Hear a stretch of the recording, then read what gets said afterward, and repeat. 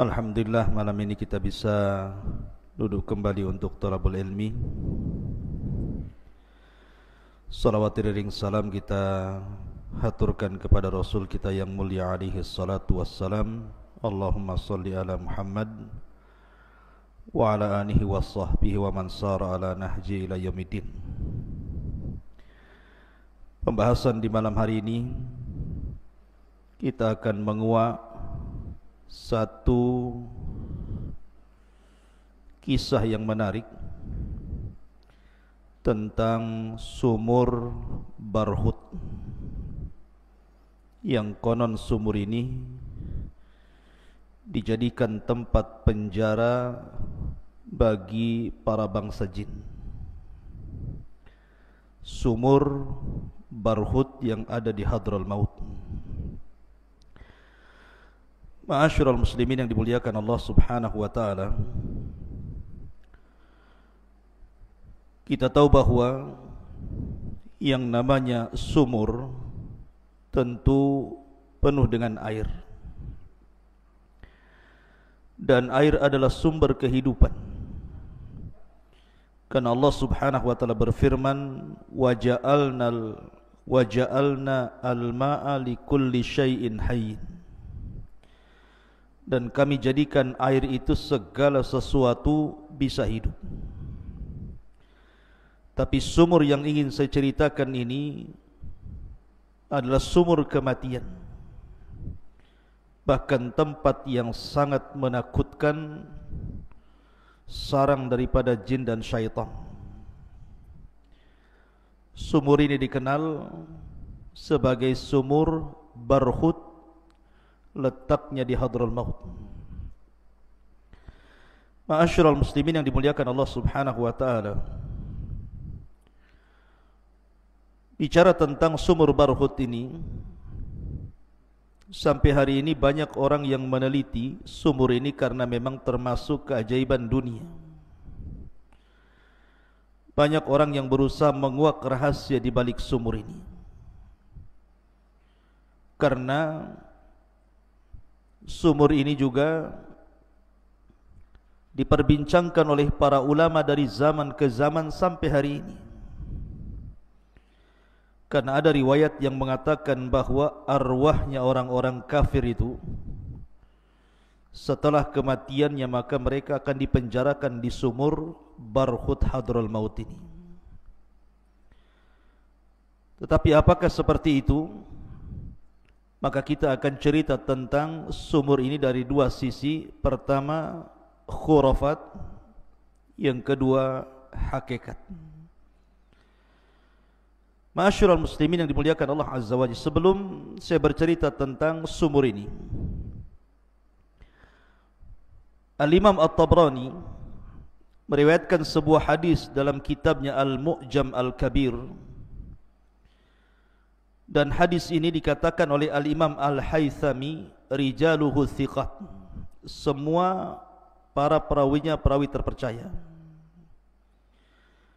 Dan Al-Imam Ibn Hibban rahimahullahu ta'ala mensahihkan hadis ini. Bahkan Al-Imam Ibn Hajar juga mengatakan ruwatuhu mauthukun. Semua rawi-rawinya terpercaya. Dan Syekh Nasiruddin Al-Albani rahimahullahu ta'ala menghasankan riwayat ini. Hadis ini dari Abdullah ibn Abbas radhiyallahu anhuma. Nabi sallallahu alaihi wasallam bersabda, "Khairu ma'in ala wajhil ardi ma'u Zamzam. Fihi ta'amun minat tu'mi wa shifaa'un minas suqmi. Wa syarru ma'in ala wajhil ardi ma'un biwadi Barhut baqiyatu hadral mauta karijlil jaradi minal hawami yusbihu yatadaffaq wa yumsi la balala biha." Kata Nabi sallallahu alaihi wasallam dari Abdullah ibn Abbas radhiyallahu anhuma, sebaik-baik air di atas permukaan bumi ini adalah air Zamzam. karena di dalamnya mengandung zat yang dapat mengenyangkan dan obat dari banyak penyakit.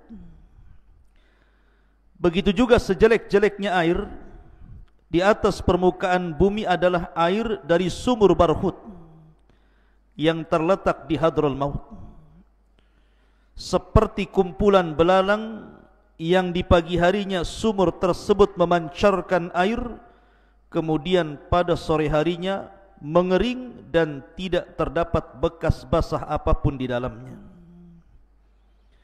Dalam hadis ini tersebut kalimat sumur Barhut. Dari hadis ini Al-Imam Asy-Syafi'i ataupun madhab Syafi'i disebutkan bahwa annal ma'al makruh thamaniyatu anwa. Dalam madhab Syafi'i bahwa air makruh itu ada 8 macam. Artinya makruh digunakan untuk bersuci, wudu ataupun mandi besar. Yang pertama al-musyammas, air yang tergenang dalam drum kemudian terkena sinar matahari.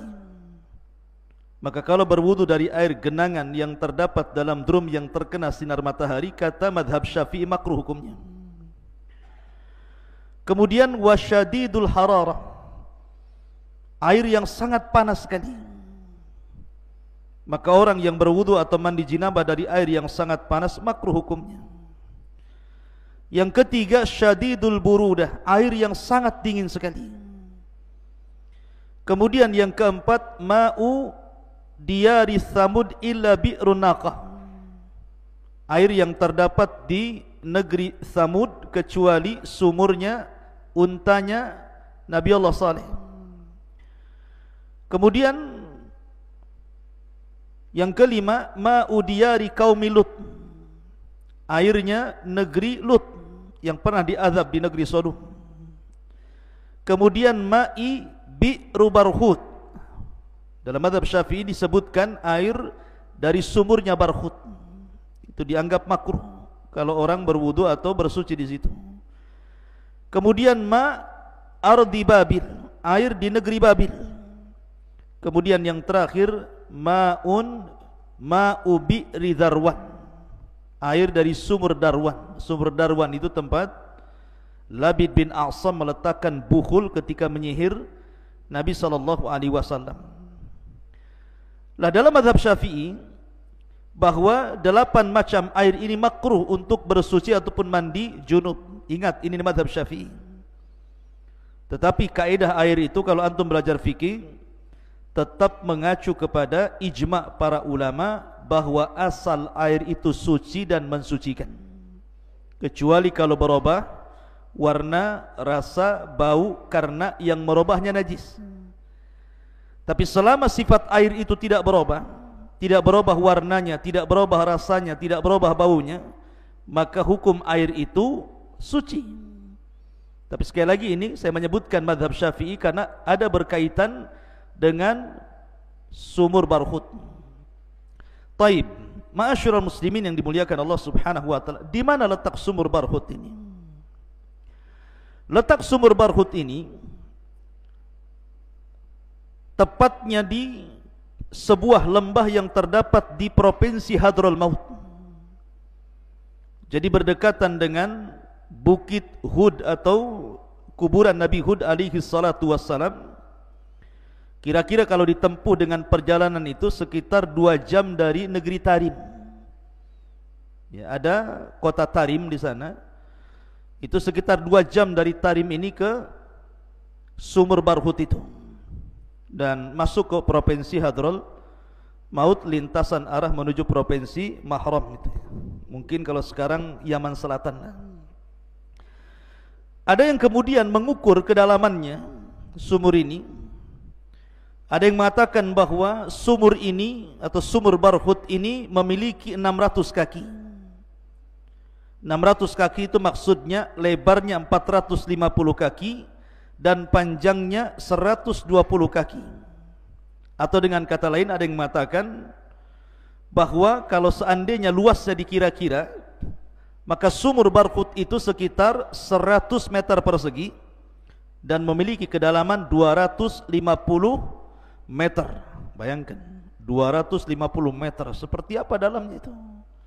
Kita tengok sumur 10 meter saja sudah dalam kali. Ini kedalamannya sampai 250 meter. Tentunya dengan kira-kira para peneliti ya. Adapun apakah memang 250 meter, wallahu alam. Dan apakah orang pernah masuk ke sumur itu juga Allahu a'lam. Tapi yang jelas bahwa karena sumur ini sangat fenomenal, khususnya di negeri Yaman.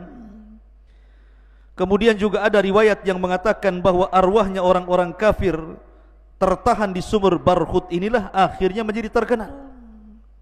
Sehingga kemudian banyak khurafat-khurafat, cerita-cerita yang tidak jelas seputar sumur Barhut. Tapi tetap saya akan ceritakan, sehingga ketika antum membaca di internet atau mendengar orang yang berceramah tentang sumur Barhut, antum sudah tahu ini yang benar, ini yang enggak benar. Kemudian kenapa sumur Barhut ini disebut Barhut? Ada yang mengatakan bahwa dahulu Raja Jin itu, jadi apabila anak buah jin ini mereka membangkang dari titah perintah rajanya, maka mereka akan dipenjarakan. Maka Raja Jin pun kemudian membuat sumur sedalam tadi, kemudian digunakan untuk memenjarakan setiap jin yang membangkang kepada rajanya, dimasukkan ke sumur itu. Ini satu kisah, bukan riwayat, ini kisah, konon seperti itu. Ada juga kisah yang lain mengatakan bahwa dulu di Yaman itu ada kerajaan namanya Himyar. Ingat ketika kita menceritakan tentang Ashabul Ukhdud, yang rajanya Dzunwas, itu ada kaitan dengan Himyar. Tetapi bukan yang dimaksud di sini kisahnya Ashabul Ukhdud, tidak. Tapi ada salah satu raja Himyar itu, sebelum meninggal, maka dia kemudian takut kalau seandainya hartanya berupa emas yang begitu banyak itu akan diambil orang. Akhirnya dia berkomunikasi dengan jin, bekerja sama dengan jin untuk menyembunyikan barang-barang berharga ini. Maka oleh jin dibuatlah sumur yang dikenal dengan Barhut itu tadi. Diletakkan emas-emas raja itu di sumur itu. Kemudian setelah diletakkan, raja pun Allah takdirkan meninggal dunia. Maka setelah raja meninggal dunia, sumur itu dihuni oleh jin, makanya disebut Barhut. Dalam bahasa Himyar, Barhut itu artinya Madinatul Jin atau Ardu Jin, kotanya jin atau negerinya jin, itu disebut Barhut dalam bahasa Himyar. Dengar kota jin saja menyeramkan, sangat menyeramkan gitu ya. Dan makanya kemudian banyak cerita-cerita khurafat di sini. Itu dari segi penamaan Barhut. Tetapi dua kisah ini tentu kalau kita timbang lebih dekat ke khurafat dibandingkan ke hakikat. Karena tidak ada sanad yang jelas tentang dua kisah ini masalahnya. Ma'asyiral muslimin yang dimuliakan Allah Subhanahu wa taala, adapun kisah-kisah yang banyak menyebar di internet ataupun di masyarakat Yaman sendiri ya, tetapi sekali lagi lebih dekat kepada khurafat dibandingkan kepada hakikat. Pertama, satu kisah. Jadi dahulu ada seorang musafir. Jadi ada para musafirin itu, mereka kehabisan bekal air sehingga mereka kehausan. Sehingga karena mereka kehausan, mereka mencari air. Rupanya sampailah mereka di sumur Barhut tadi. Karena dalamnya, akhirnya salah seorang di antara mereka terpaksa harus turun menggunakan tali. Ketika sampai di dalam sumur itu, tiba-tiba dia menjerit-jerit dan meminta tolong untuk diangkat. Akhirnya kemudian teman-temannya menarik tali itu. Ketika sampai di atas, rupanya yang terangkat tinggal kepalanya dan badannya sudah tidak ada lagi. Ngeri tidak tuh? Diangkat tinggal kepalanya, badannya enggak ada. Apa enggak ngeri itu? Ini satu cerita. Kemudian cerita yang lain bahwa dahulu ada seorang ibu sedang bermain-main di sekitar sumur itu. Kemudian meletakkan bayinya di sampingnya itu. Kemudian ibu ini pergi sejenak, sesaat gitukah, karena sebuah ada hajat. Ketika balik lagi rupanya bayi itu sudah hilang. Konon katanya bayi itu kemudian dicuri oleh jin yang ada dalam sumur itu, kemudian dimasukkan ke dalam sumur. Itu cerita-cerita ma'ruf.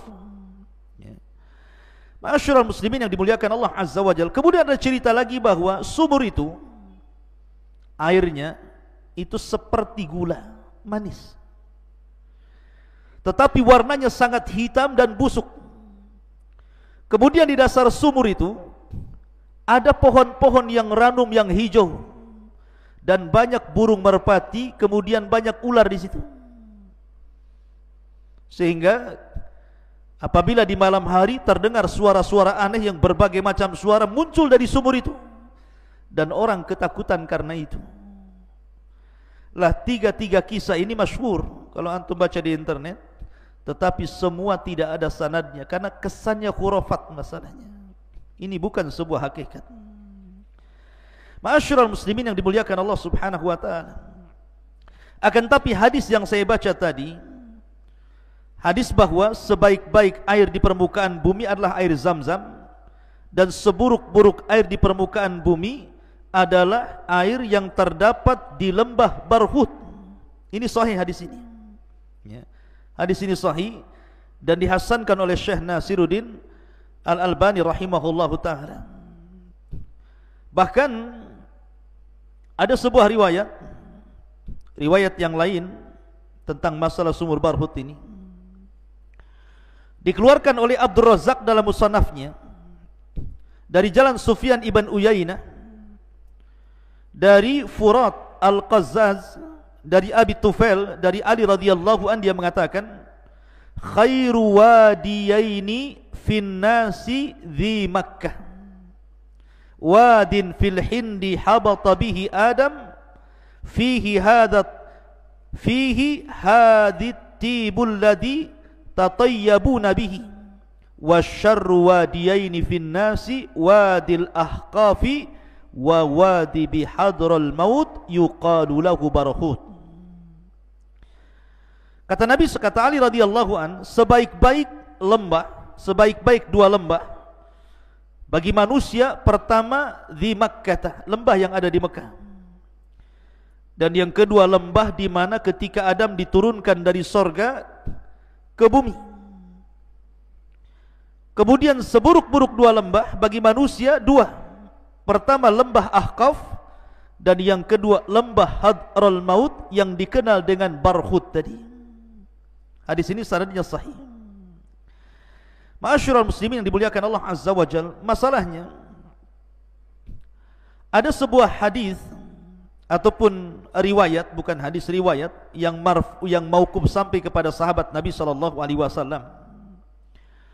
Seperti contohnya Anas bin Malik radhiyallahu an mengatakan, arwahul mu'minina ilal jabiyati wa arwahul kafirina ila wadin bihadral maut yuqalu lahu Barhut. Dari Anas radhiyallahu an mengatakan bahwa ruh-ruhnya orang yang beriman ditempatkan di Jabiyah. Jabiyah ini sebuah tempat yang ada di Syam. Adapun ruhnya orang-orang kafir ditempatkan di bukit Hadral Maut yang disebut dengan Barhut, dalam sumur Barhut tadi. Ini satu riwayat. Kemudian juga Ali radhiyallahu an mengatakan, khairu wadin nasi wadi Makkah wa syarru wadin nasi wadil Ahqaf wa wadi Hadral Maut yuqalu lahu Barhut fihi arwahul kufar. Sebaik-baik bukit manusia adalah bukit Mekah, dan seburuk-buruk bukit manusia adalah bukit Al-Ahqaf. Kemudian bukit Hadral Maut yang disebut dengan Barhut, di dalamnya terdapat ruh orang-orang kafir. Kemudian riwayat yang ketiga, Abdullah bin Umar radhiyallahu anhu mengatakan, inna arwahal kufar tujma'u bi Barhut. Sesungguhnya ruhnya orang-orang kafir dikumpulkan di Barhut. Wa arwahul mu'minina fil Jabiyah. dan dikumpulkannya ruh orang-orang yang beriman di Jabiyah. Barhut bil Yamani wal Jabiyatu bisyam. Adapun Barhut letaknya di Hadraul Maut Yaman dan Jabiyah letaknya di Syam. Ma'asyiral muslimin yang dimuliakan Allah Azza wa Jalla, bagaimana pandangan para ulama? Betulkah ruhnya orang-orang kafir setelah kematiannya dipenjarakan di sumur Barhut, dan ruhnya orang-orang yang beriman dipenjarakan di Jabiyah? Maka para ulama mengatakan semua riwayat yang mengatakan bahwa ruhnya orang-orang kafir berada di sumur Barhut ataupun ruhnya orang-orang yang beriman di Jabiyah, tidak ada yang sahih. Ingat, tidak ada yang sahih. Semuanya mauquf kepada para sahabat Nabi SAW dan sanadnya bermasalah, sehingga tidak ada cerita tentang arwah. Karena kemarin kita sudah berbicara tentang alam arwah, bahwa ruh itu adalah kuasa Allah. Yas'alunaka 'anir ruh qulir ruhu min amri rabbi. Mereka bertanya-tanya soal ruh, katakan ruh itu urusan Allah Azza wa Jalla. Maka kita katakan, lalu ruh itu di mana?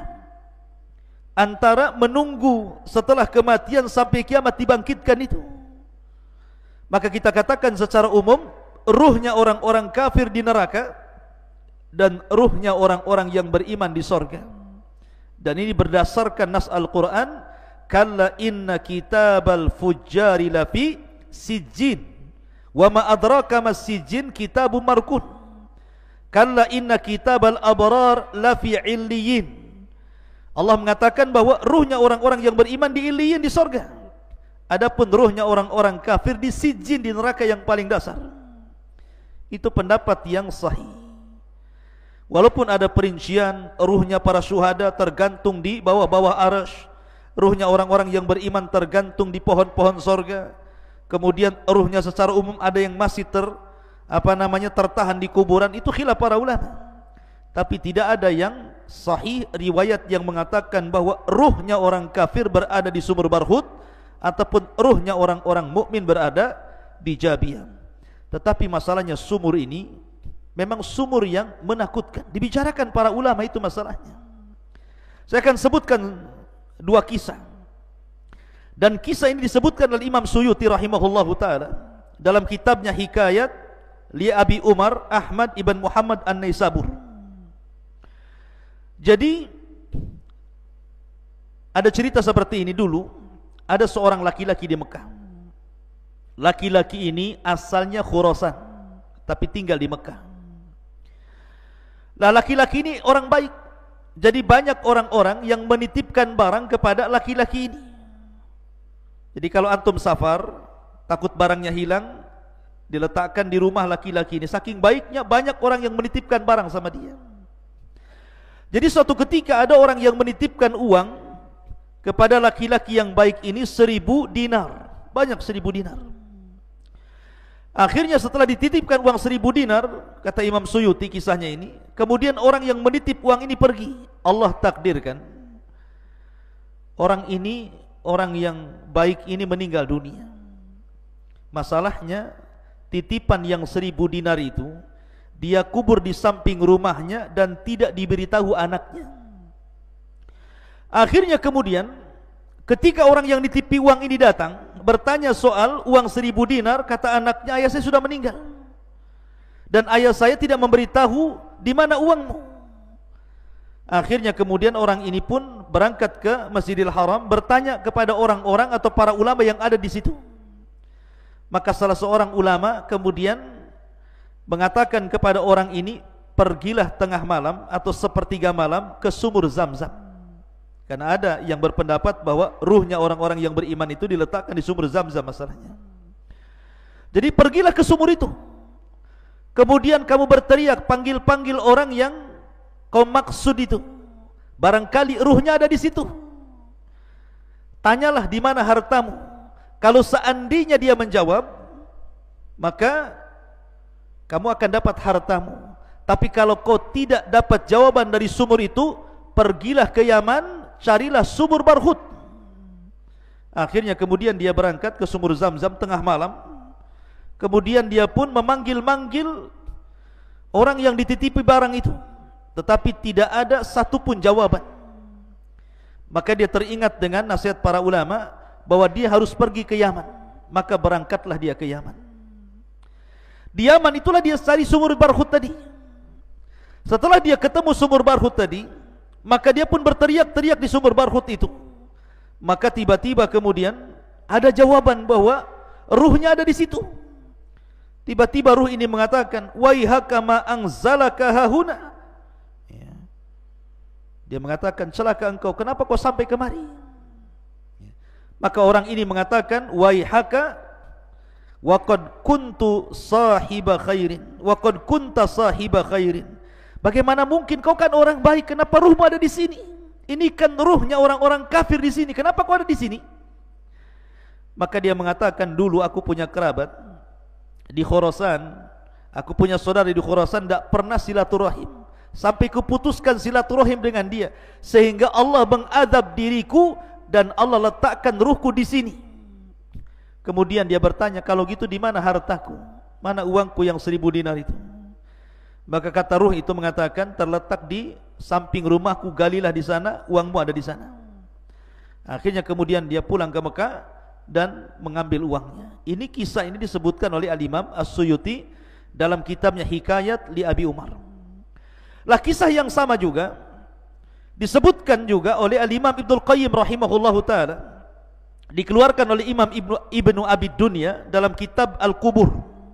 Nama kitabnya Al-Qubur, karya Ibnu Abi Dunya. Jadi dahulu ada seorang Yahudi. Yahudi ini baik, tetapi anaknya Muslim. Bapaknya Yahudi, anaknya Muslim. Dan orang Yahudi ini suka juga dititipi barang, sama dengan kisah yang pertama. Jadi ada seorang Muslim menitipkan barang kepada orang Yahudi ini. Allah takdirkan orang Yahudi ini meninggal dunia. Kemudian ditanya kepada anaknya, anaknya tidak tahu karena bapaknya tidak ngasih tahu, dan anaknya seorang Muslim.